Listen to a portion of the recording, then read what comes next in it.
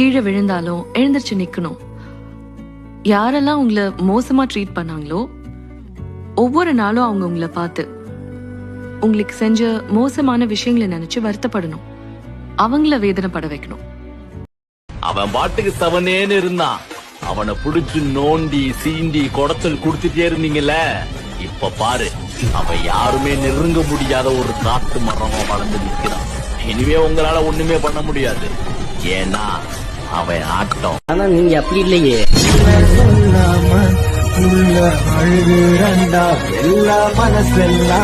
நீங்க கணக்கில் குற்றம் சொல்லாமல் ஒரு சுற்றம் இல்லையடி. இளையும் புன்னகையால் நீ இருட்டுக்கு வெள்ளையடி. தவறுகள் பண்ணி திருந்திய பிறகுதான் நாகரிகம் பிறந்ததடி. தவறுகள் குற்றமல்ல, சரிவுகள் வீழ்ச்சி இல்ல, பாடம் படி பவள கொடி.